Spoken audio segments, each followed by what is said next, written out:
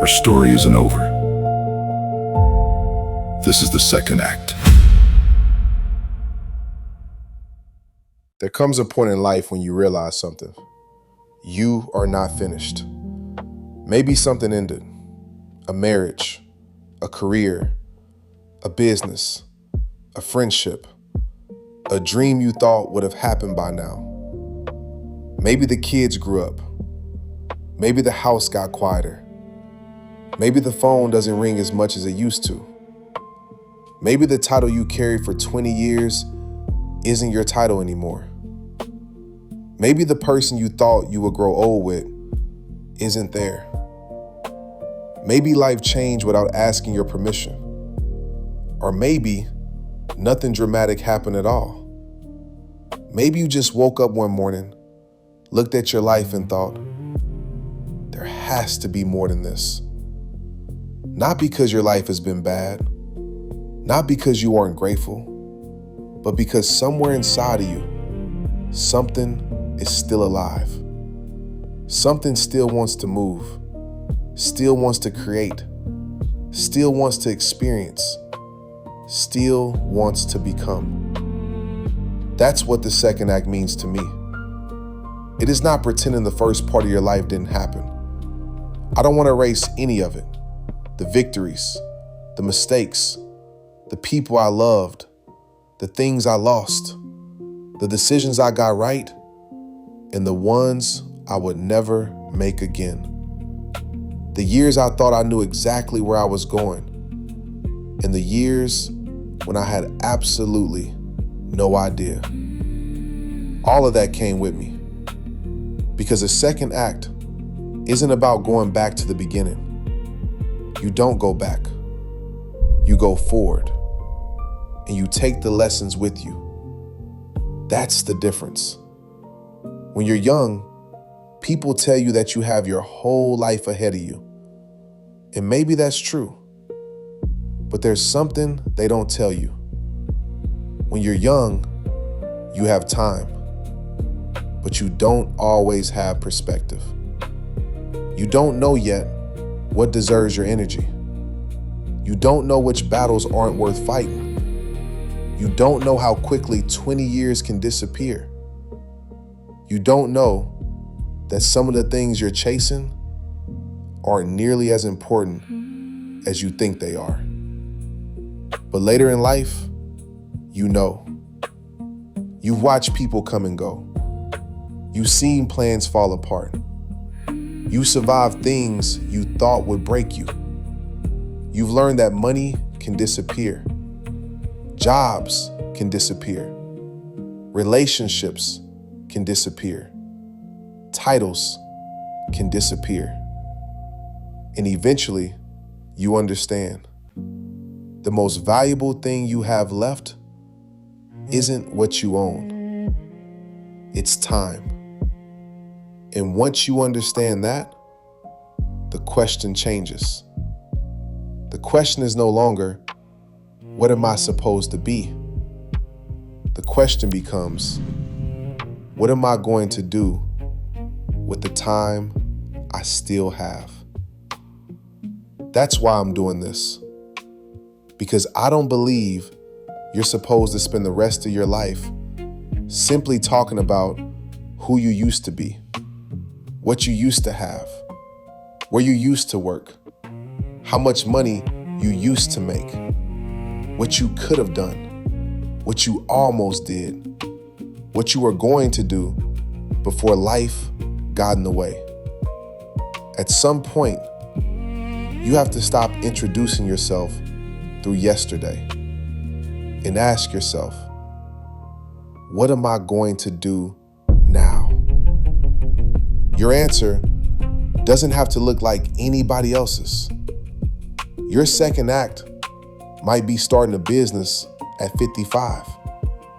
It might be going back to school at 47. It might be finally learning something you were always afraid to try. It might be falling in love again after you swore you never would. It might be learning how to be alone and discovering that alone doesn't necessarily mean lonely.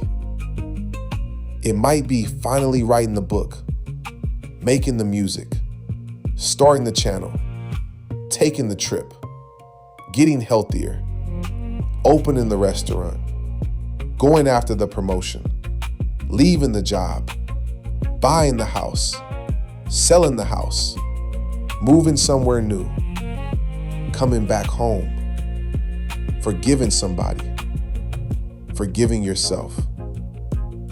It might be rebuilding financially after losing everything.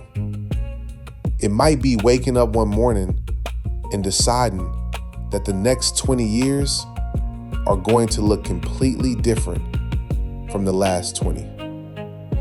And sometimes your second act isn't about accomplishing something big.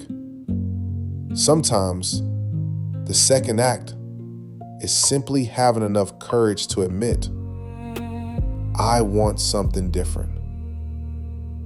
That can be difficult to say, especially when you built a life around what everybody else expects from you. Because people get comfortable with the version of you they already know.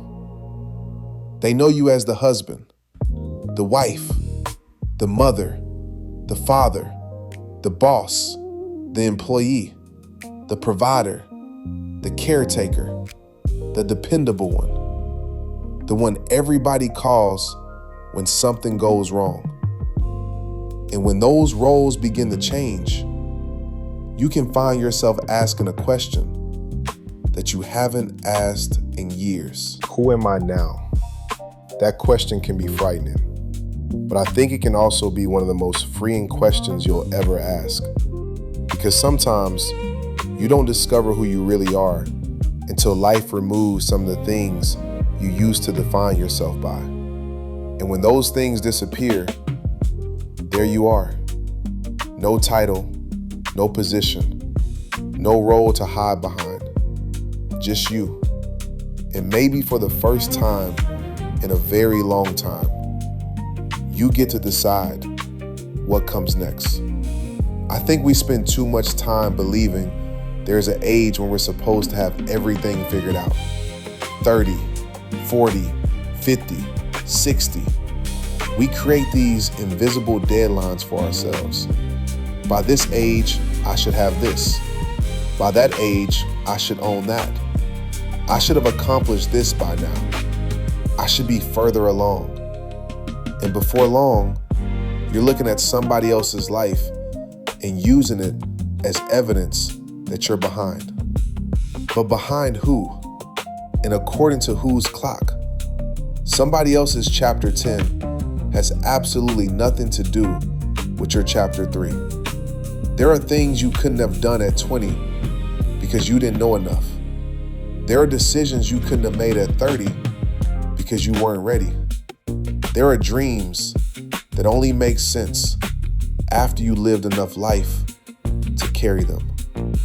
Maybe you didn't miss your moment. Maybe you weren't ready for it yet. There's another thing I've learned.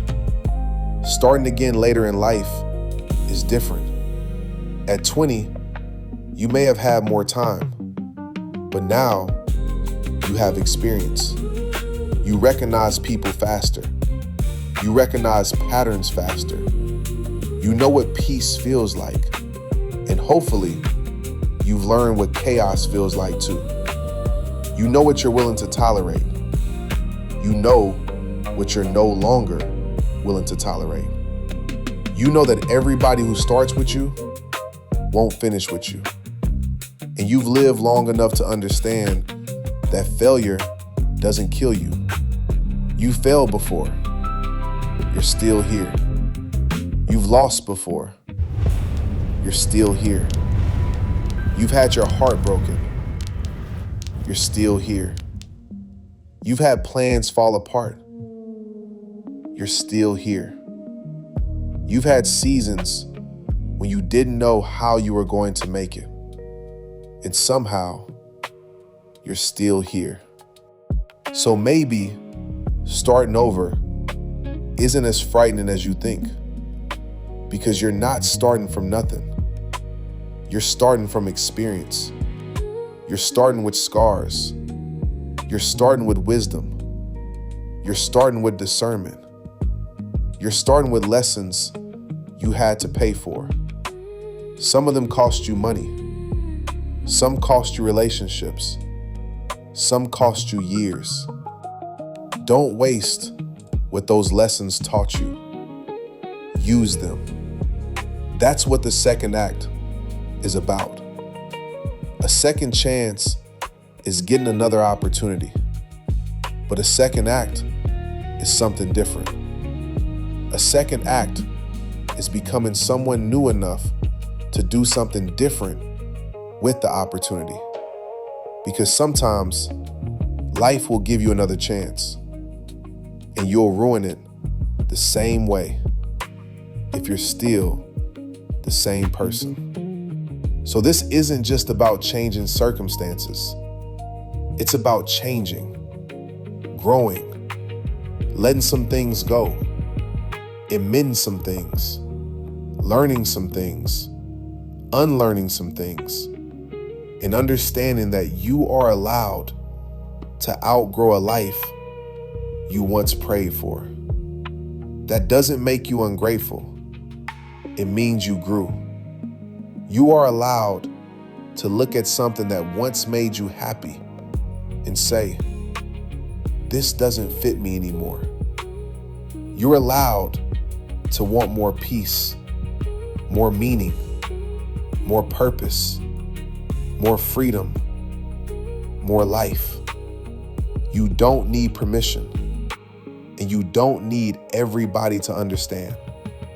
Because one of the hardest things about changing your life is realizing that everybody who knew the old you may not recognize the new one. That's okay. They don't have to. You do. And I want you to remember something.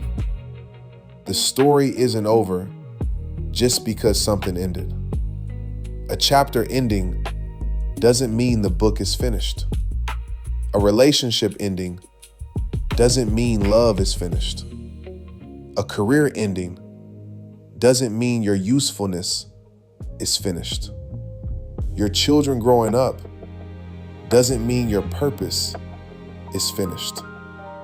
A dream taking longer than expected doesn't mean the dream is dead.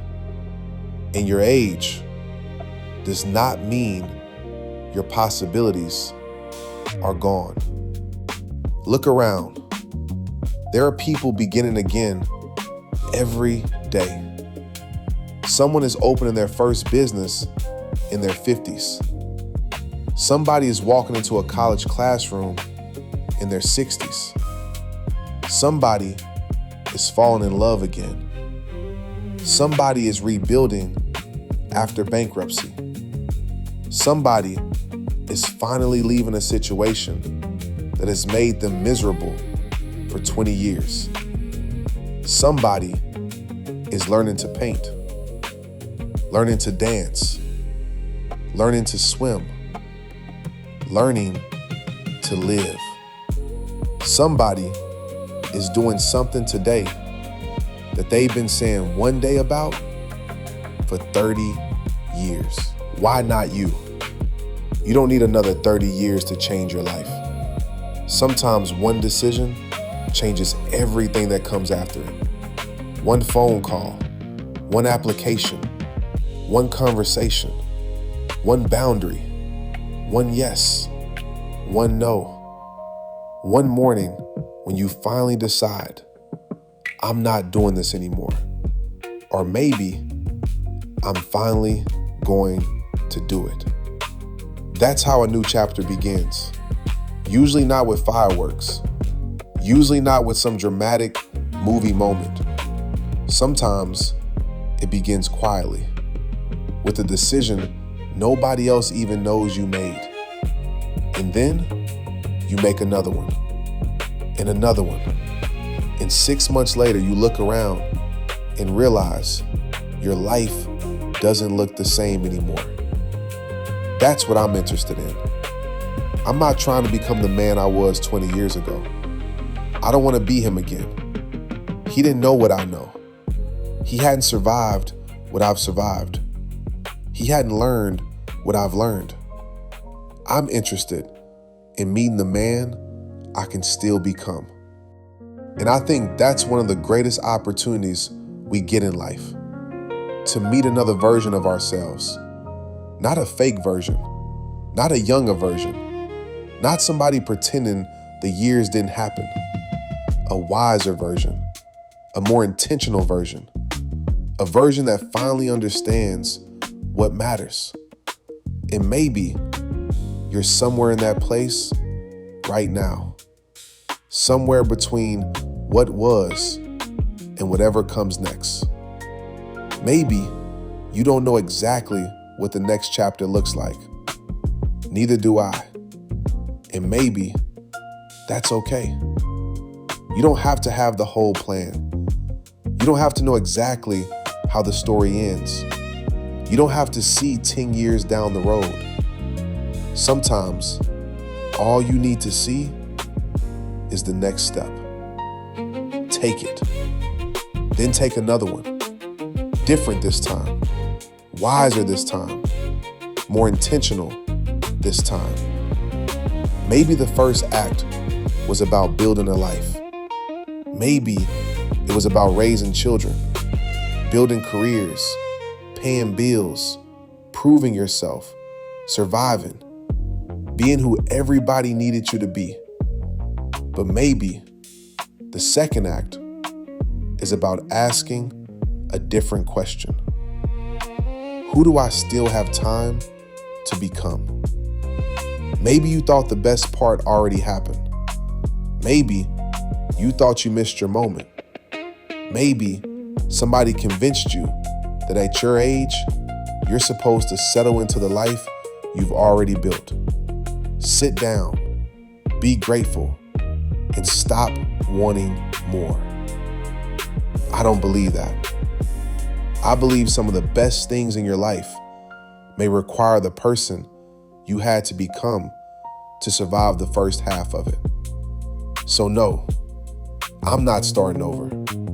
I'm starting from here with everything I know, everything I've survived, everything I've lost, everything I've learned, everything I've become, and everything I still have left in me. The story isn't over just because something ended. The curtain is still up. There's still time. There's still something inside of you. And somewhere ahead, there may be a life you haven't even met yet. This is my second act. What's yours?